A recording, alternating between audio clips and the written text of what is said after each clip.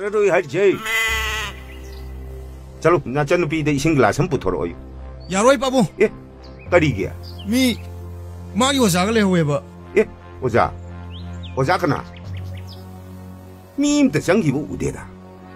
Ho mobile do, magi đi oza ne. Handak Facebook de khang nari banu pa se. Mobile de gi phangi ba mobile de gi. Khang ba babu. Mobile do, magi đi oza ne. Khang ba babu. Eh, nang gì đi oza lấy chết rồi? Ha, nang gì đi oza lấy chết rồi? Masih. Babu, kay nom ta hangjage ba? Kari lay be ma. Mai ba oza chaw be yum sibu. Ye, ai ne. La. Kakalo. Hey, mora ni da putoro.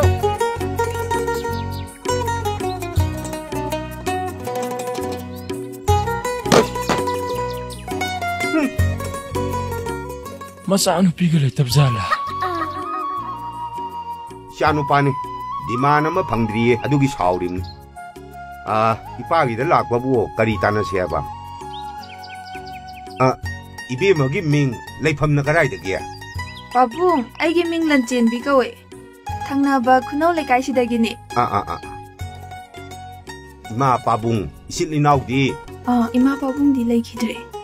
Ipo ani ga ay gilami na jari. Ako siya si kaya tum ya ju kodha le ren. Si juo ay janu pagum bara. Si juo injin siyem ga dapat timlo. Ado biem dia kari honari ba. Private bank amada thabak masa am tawjari. Asuk phajaba masa asina ai imaugo oiradi. Yaroida. Isa kokta siga. Edo ba yaroge babu? Ha, ai kari haigra. Tolen, nangi wari to babung da liro dana. Babung, ai wari sesine. Sida bu kai dengang no. Kai dengang kapano.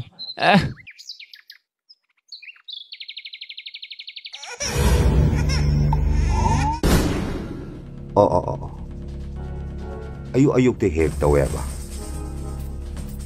Ngai khoi biem. Noi bu yumdang na baga nungai na da baga di leite ko. Adu di leite babung. Hare.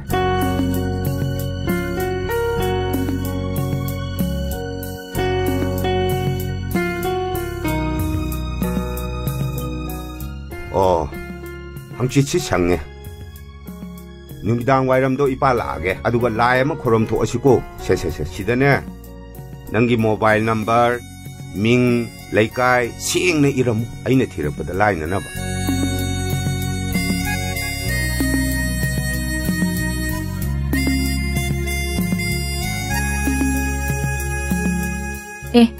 Laira. Lao, imong chango.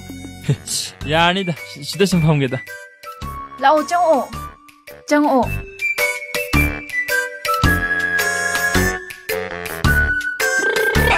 Pau nungai ba matam gila ini. Imong da phamurase. Chopebo. Babung, sida leje. Yare. Adudi babung, akoy mo yogjarage. Yoro. Tolen, lao chasi lao. Pochang ludi ne. Horen phone do oina haira age ko. Hoy babung, chatlo.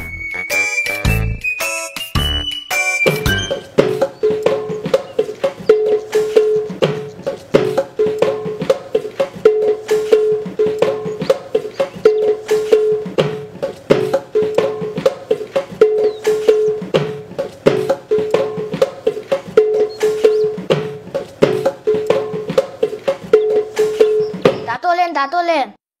Kaidora. Noi pung do khoi mana sung ta dining de to oi. Noi na ma do taning de a sa khroyo. Phai na du de khoi ma da hai to ke. Se ma khalok de se.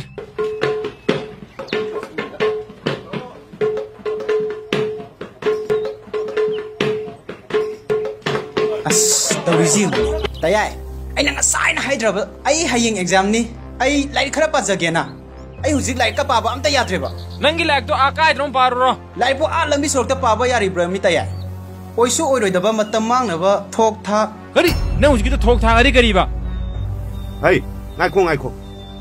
Kari no noi tawri sibo. Sauri ne na sibo khulai oina sizinnabu yaba pot lane. Noi gumba taxi khashi leitaba sidai ni ne he. Mai tai lei ba ase. Nom gi kang khong chai re ipse.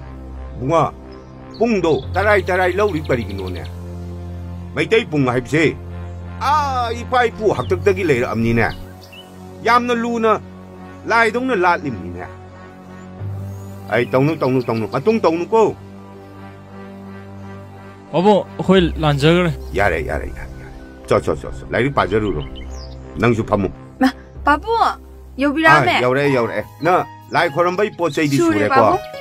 아이, 라이 이몽 코럼 담다 나 자우라시. 잠자르키게. 저.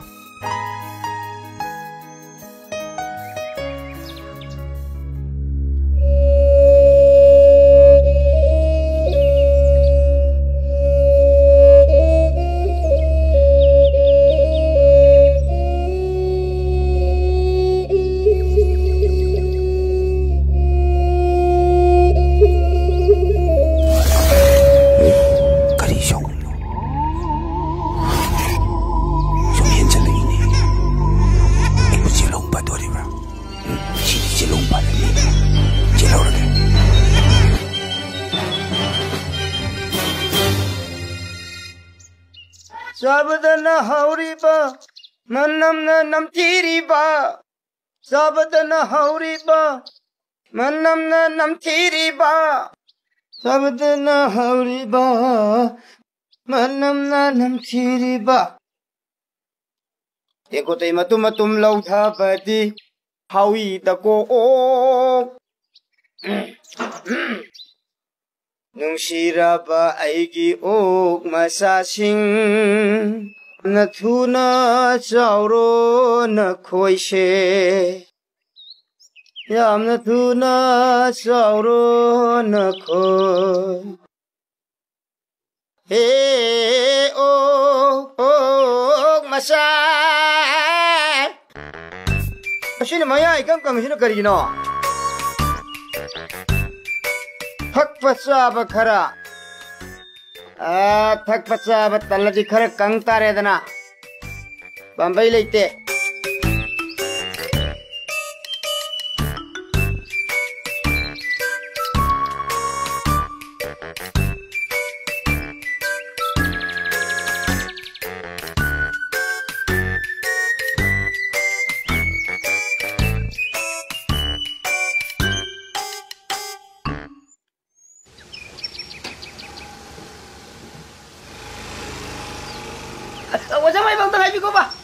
Ibungo kari.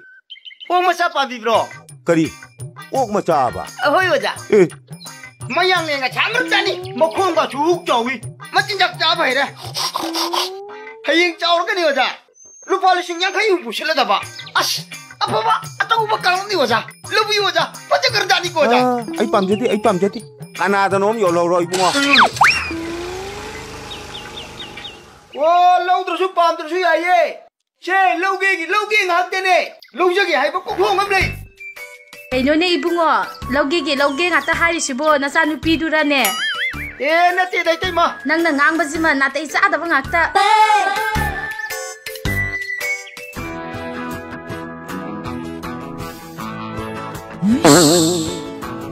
Piro kadaino chitido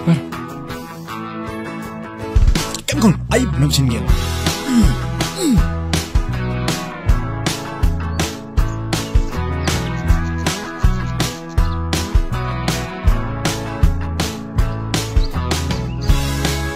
Hey, noi sida kai doramino. Icha nupi lum laira. Mapa yauri su khangda, mabung yauri su khangda. Hey, noi leramu khang. Tamo, saunu ba tamo. Tamo saunu ba. Hayo. Noi singna hayo noi. Natadi nati charu noi. Hayo. Tamo sigisi tije. Tamono kwaidagi nungsijebe nupi. Tamo ningjangbyo. Tamo ningjangbyo. 마이봉이 타발레. 숨메 타모. 마이봉이 타발레네 피레이니. 까이드기 지티주 피바 사이주사바 야로제 타모. 지티지 타발레네 피레이. 마네 타모. 이낙샤, 너희 샤오누고 샤오비야 되고. 샤오데 타모 샤오데. 샤오데. 나모. 왜 샤오데? 타모. 아코이 무샬라게. 잘라게. 잘래 타모. 너희 샤오비야 되고. 타발레기 시티.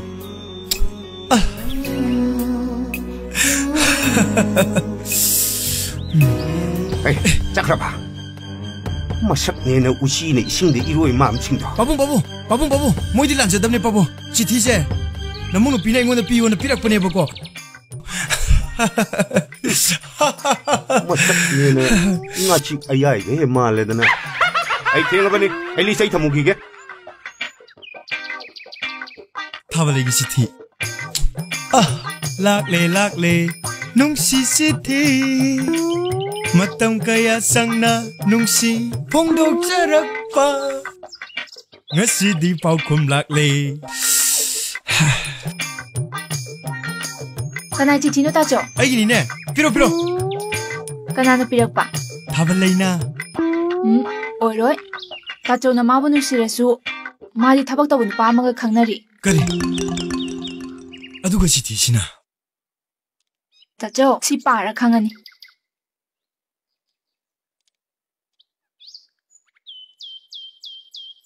시티세 이까이까이네 삐리니 ꯑꯩ ꯅꯪꯕꯨ ꯊꯃꯣꯏ ꯁꯦꯡꯅ ꯅꯨꯡꯁꯤ ꯑꯩ ꯉꯥ ꯅꯣꯡꯃ ꯁꯣꯏꯅ ꯑꯩꯈꯣꯏꯒꯤ ꯌꯨꯝꯗ ꯑꯩꯈꯣꯏ ꯆꯦꯒ ꯂꯥꯛꯑꯝꯃꯦ ꯑꯍꯥꯟꯕ ꯑꯩꯅ ꯅꯪꯕꯨ ꯎꯕꯗ ꯑꯩ ꯅꯪꯕꯨ ꯌꯥꯝ ꯅꯨꯡꯁꯤ ꯍꯌꯦꯡ ꯑꯩꯈꯣꯏ ꯆꯤꯡꯌꯥꯒꯤ ꯂꯝꯄꯥꯛ ꯃꯈꯥꯗꯣ ꯑꯗꯨꯗ ꯏꯕꯥꯅꯤ ꯎꯅꯁꯤ ꯑꯩ ꯖꯦꯕ꯭ꯔꯥ ꯃꯆꯨꯒꯤ ꯐꯨꯔꯤꯠ ꯑꯃ ꯂꯤꯠꯇꯨꯅ ꯑꯩ ꯅꯪꯕꯨ ꯉꯥꯏꯔꯝꯒꯦ ꯁꯣꯏꯗꯅ ꯂꯥꯛꯄꯤꯌꯨꯀꯣ ꯑꯩ ꯉꯥꯏꯔꯝꯗꯣꯏꯅꯤ ꯅꯪꯒꯤ ꯇꯣꯂꯦꯟ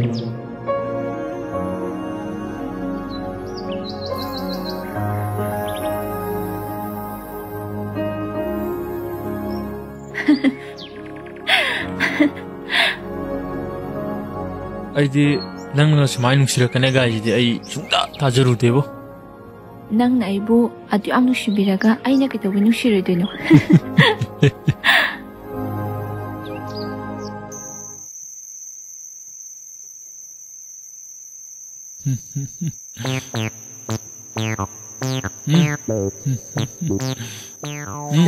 Tayai. Tayai kaidaurage? 하 Kaidaurage? 그슈 떡들 As, 좀 남다 또 뭐해?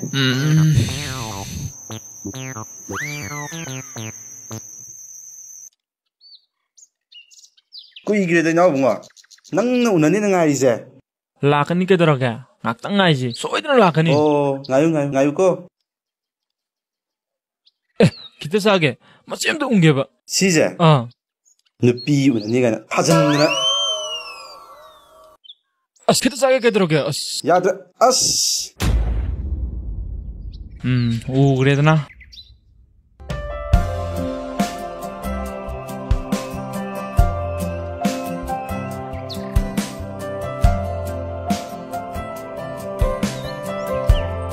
Ngaiba kuiramani.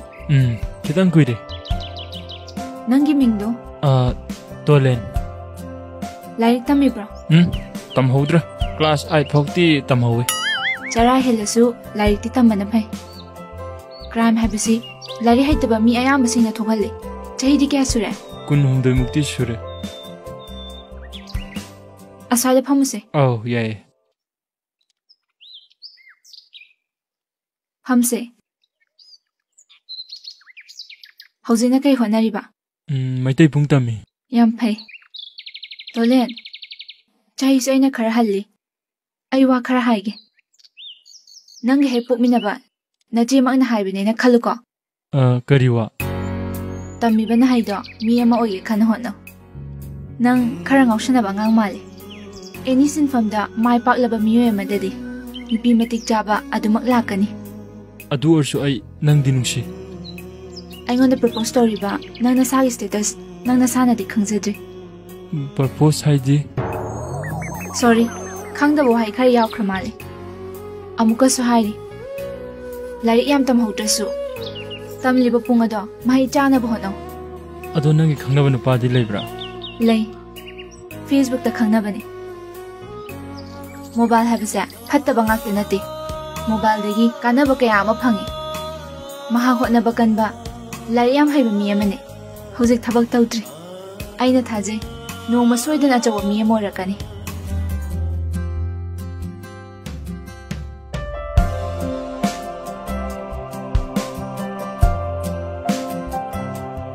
Tu, ada lah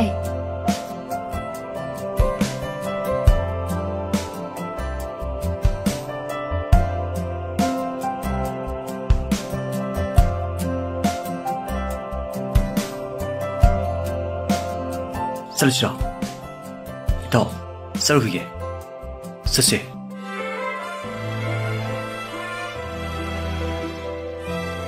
Tolen, nupigidamak nasana nasabu manghanjaba. Apang mami amadi nangoy nuko. Chatlukige ko.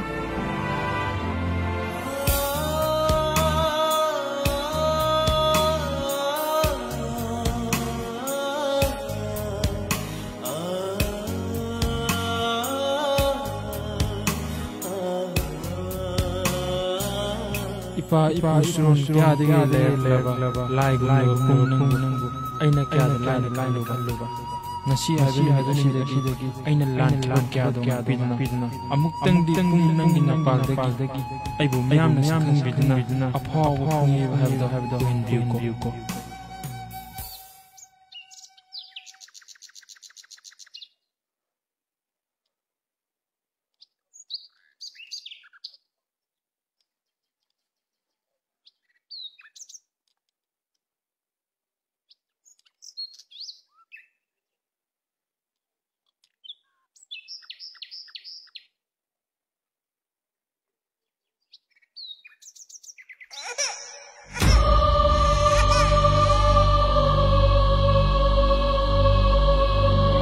Hey, 강간이들 난 것이지.